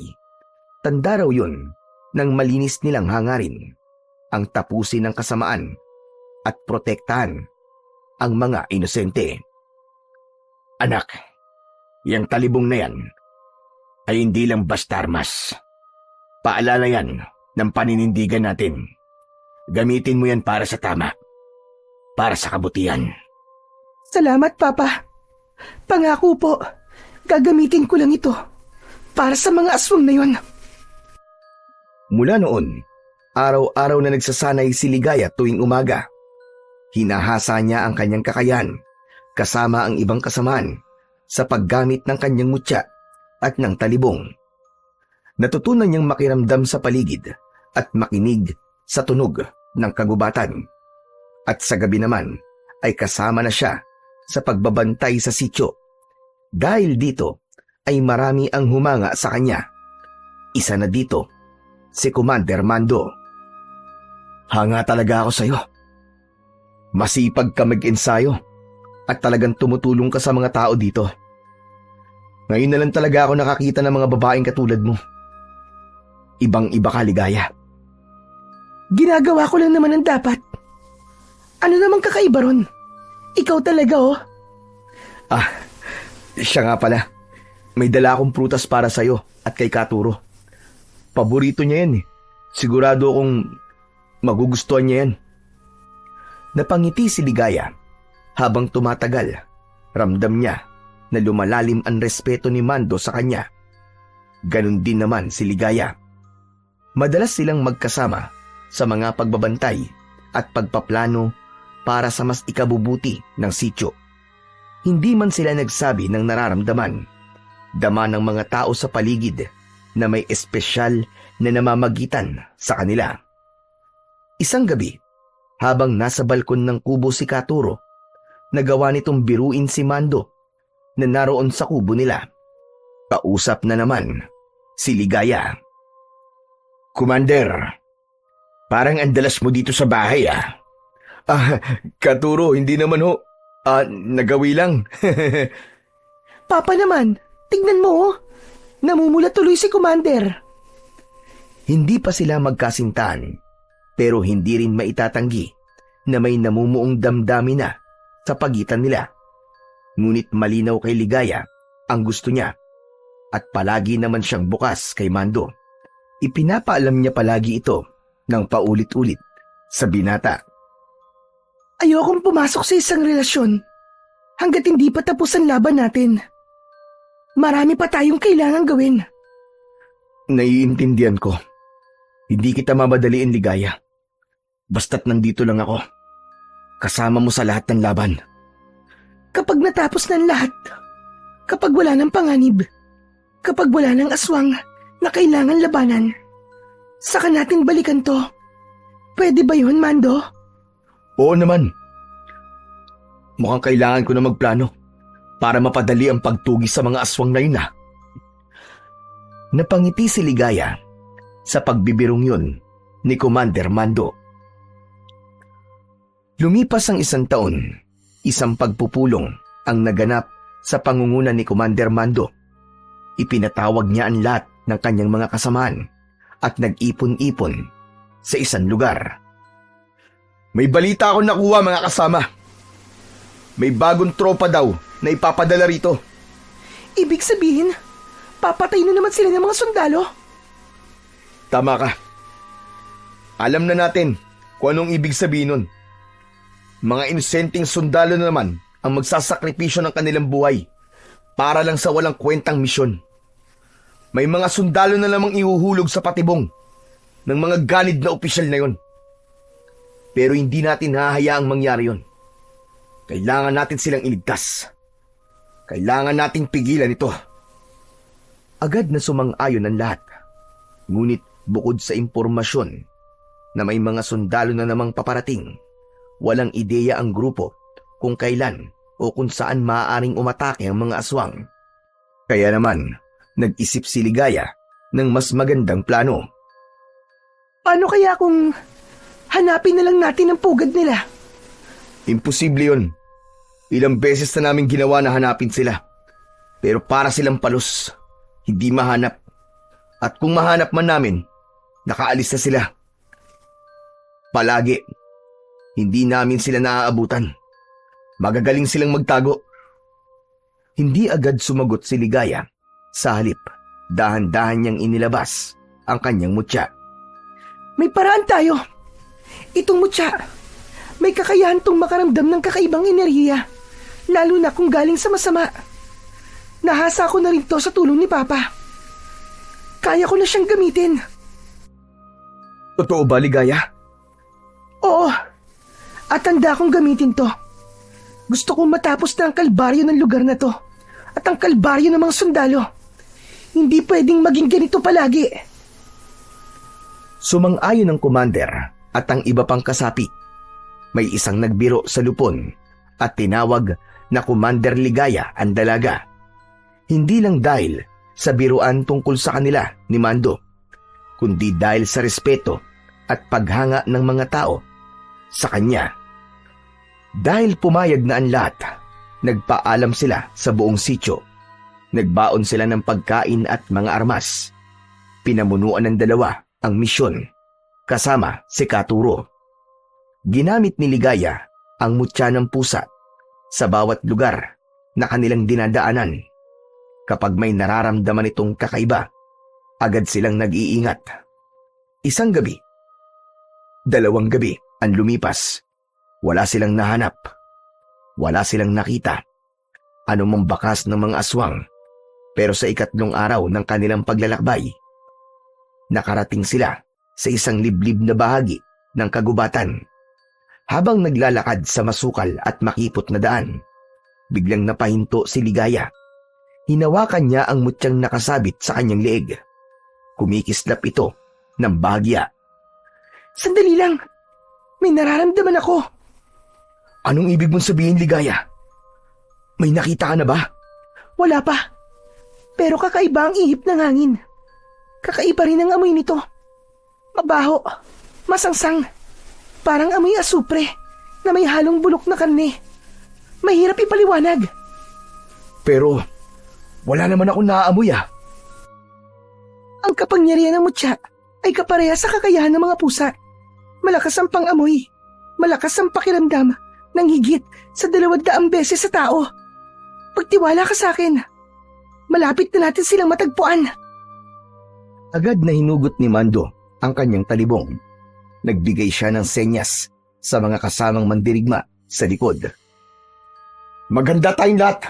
Malapit na tayo. Pero wala mo nang gagalaw hanggat walang utos. Nagpatuloy sila sa paglalakad. Maya-maya pa, napansin ni Ligaya ang mga punong nakapaligid sa kanila. May ilang puno na ang balat ay tila punit-punit, parang kinayod ng matatalim na kuko. Tignan niyo to. May bakas na mga kalmot. Malalim. Malalaking kuko ito. Hindi ito gawa ng mga hayop. Napatingin sa kanyang mutya ang dalaga. Lalo pan lumakas ang senyalis ng mutya. Ngayon ay kulay kahil na ito at may mumunting kumikislap na parang bituin. May nararamdaman na din siyang init at bagyang kuryente kapag dumadampi sa balat niya ang mutya. Itinuturo tayo ng mutya pa kanluran. Doon tayo pupunta. Naglakad silang muli. Ngayon ay pakanan at mas liblib na ang bahagi ng gubat na yon. Matagal silang naglakad hanggang sa makarating sila sa isang bangin. Doon niya nakita ang isang malaking kuweba sa ilalim ng talon.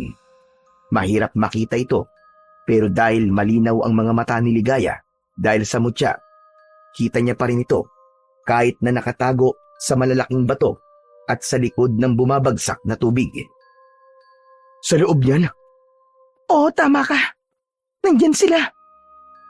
magsipaghanda kayong lahat. Ito na ang hinihintay nating laban. Nagtinginan ang mga mandirigma. Kita sa mga mata nila ang tapang at kagustuang masimulan ang digmaan.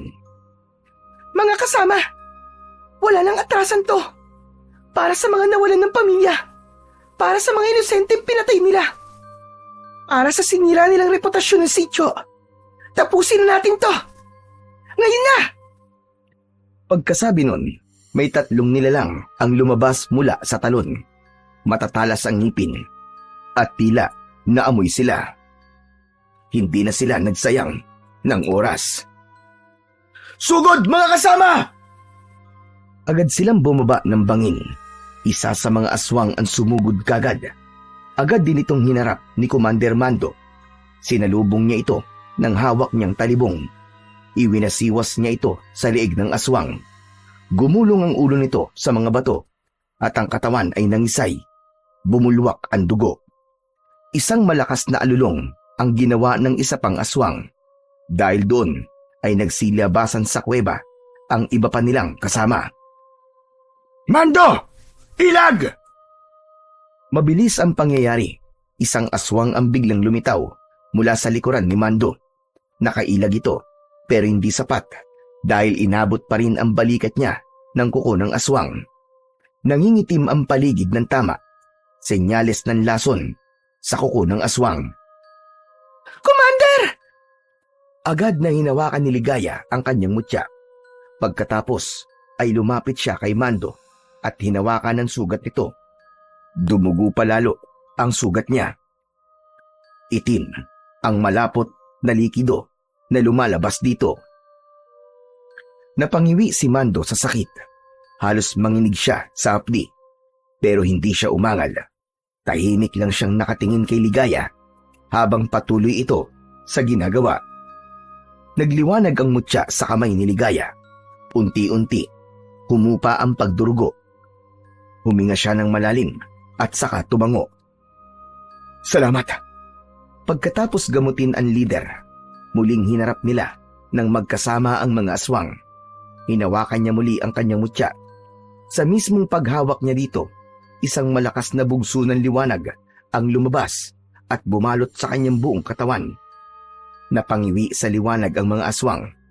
Napaatras sila, bahagyang nabulag, at yun ang ginamit na pagkakataon ng mga kasama para makapaslang ng mas marami pang kalaban. Ngunit hindi nagtagal ay muling nakabawi ang mga aswang. Umalulong ang mga ito ng mas malakas. Tila nagtatawag ng kanilang mga kasamahan. Ilang sandali pa ay may dumating na iba pa. Mas marami, mas mababagsik. Mga hayop kayo! Hindi ako titigil hanggat hindi kayo nagbabayad sa mga kasamaang ginawa nyo! Mabilis ang galaw ni Ligaya. Tumalon siya sa ere at sa pagbagsak niya ay tumama ang talibong sa balikat ng isang aswang. Nahati sa dalawa ang katawan ng kanyang kalaban. Lumapit ang isa pang aswang mula sa kanan. Mabilis itong gumagapang sa lupa at sinubukang kagatin siya sa paa. Ngunit nahulaan niya kagad ang kilos nito. Isang paikot na sipa kasabay ng pag-ikot ng talibong ang tumama sa batok ng halimaw.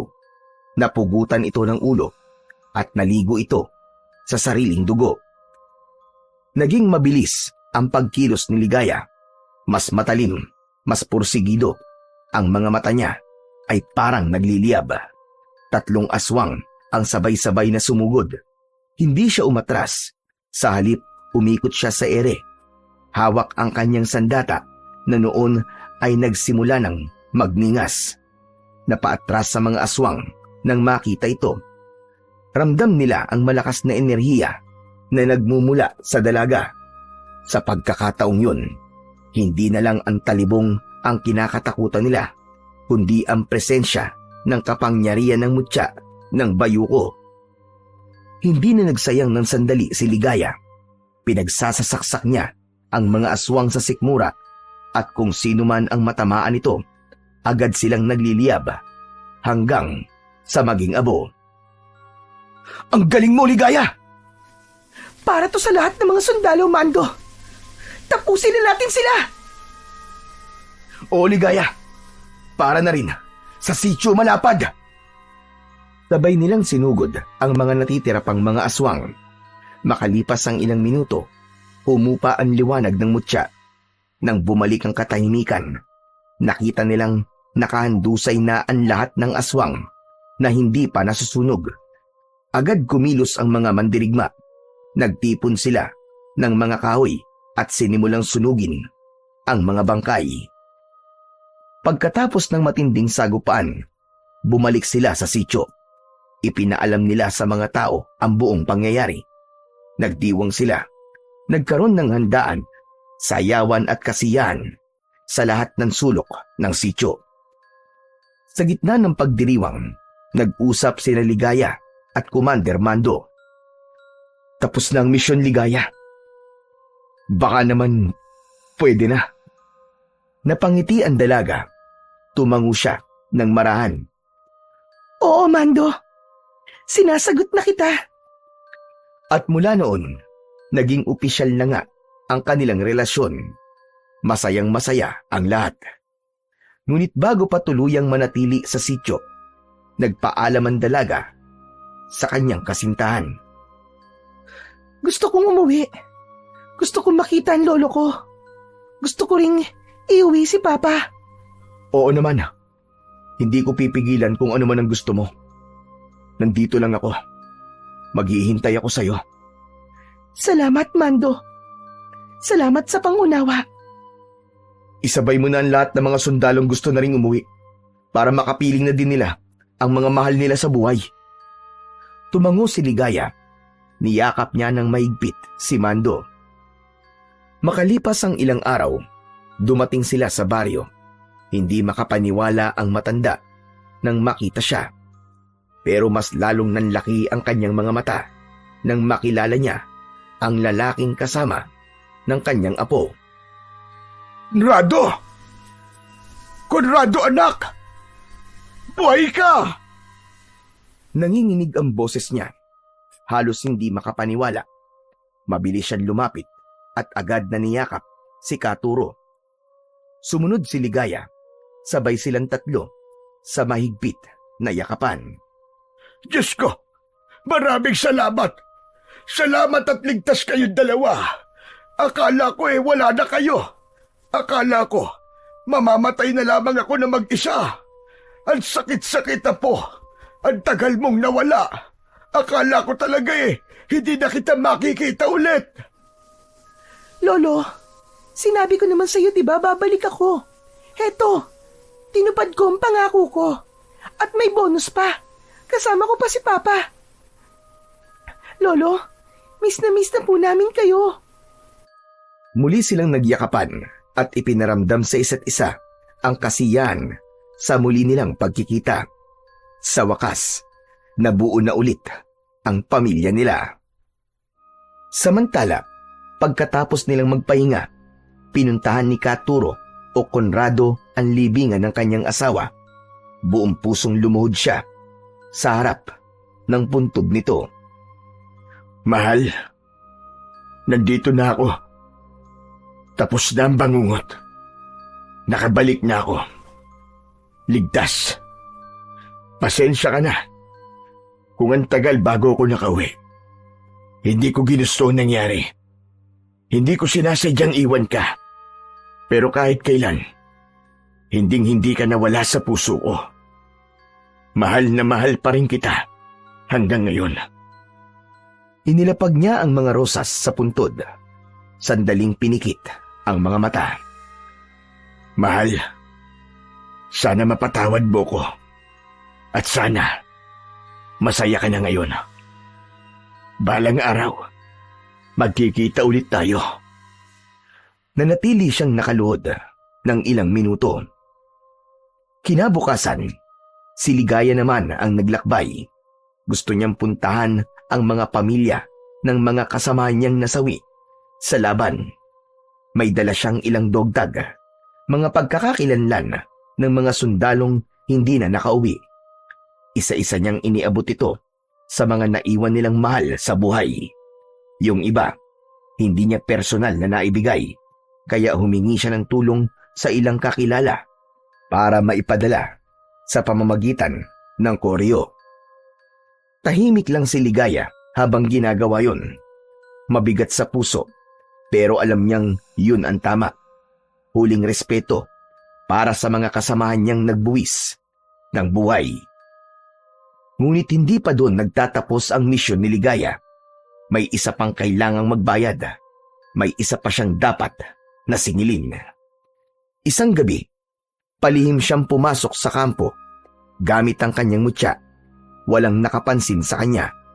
Agad niyang pinuntahan ang silid kung saan madalas na naglalagi ang general na kanyang pakay. Pumwesto siya sa tabi ng bintana at mula doon, narinig niyang may kausap ang lalaki. Ano nangyari sa mga kasamahan natin? Bakit wala na sila? Ano? Sinalakay sila ng mga rebeldeng yon? Buwisit! Humanda sila sa akin. Magpapadala ko ng isang batalyon na sundalo doon at pupulbusin ko silang lahat. Nang matapos ang tawag, lumabas ng kanyang kwarto ang general. Nagpunta ito sa likod. Mula sa dilim, nakita ni Ligaya ang pagbabago nito ng anyo. Ang dating tao ay unti-unting naging halimaw. Umalulong ito ng malakas. Maingat na lumapit si Ligaya. Habang nakatalikod ang nilalang, tinagpas nito ang ulo ng halimaw. Gumulong ang ulo nito sa lupa. Nasunog ito hanggang sa naging abo. At ang bakas niya ay tinangay na lamang ng hangin. Tama lang yan sa'yo. Hayop kang manyakis ka. Iginalang ka ng mga kabaro. Pero anong ginawa mo? Isa kang taksil. Ngayon, ay maglalaho kang tulad nila. Walang bakas. Parang bula. Tapos na ang misyon ni Ligaya. Pagbalik niya sa bahay nila, doon na siya nagpaalam sa kanyang ama at lolo. Wala namang nagawa ang dalawa nang sabihin niyang babalik na siya sa Sitio Malapad. Naiwan ang kanyang papa para may kasama ang kanyang lolo sa bahay. Kasabay nito ay nangako ang dalaga na dadalaw-dalawin sila. Pagbalik ni Ligaya sa sitio, agad niyang sinabi sa mga tao na simula sa araw na yon, may mga darating ng sundalo. Pero hindi para manggulo. Totoo na raw ang misyon nila, ang tumulong at i-rehabilitate ang Sitio Malapad. Kasabay naman nun, ang pamamaalam ng grupo. Umalis na sila sa lugar para maiwasan ang gulo at para makapag-move on na rin ang buong sitio. Layunin nilang maibalik ang maayos na pangalan ng lugar at makapagsimula ulit ang mga tao ng payapa. Lumipat sila ng kampo at pinalakas ang puwersa, pero hindi para labanan ng gobyerno, kundi para harapin ang mas mabibigat na kalaban, ang mga natitira pang aswang. Kasama na nila ngayon si Commander Ligaya, na asawa na ni Mando. Magkasama silang namuno sa bagong misyon. Lipulin ang natitira pang kasamaan sa iba't ibang lugar hanggat hindi pa tuluyang nawawala ang puwersa ng mga aswang.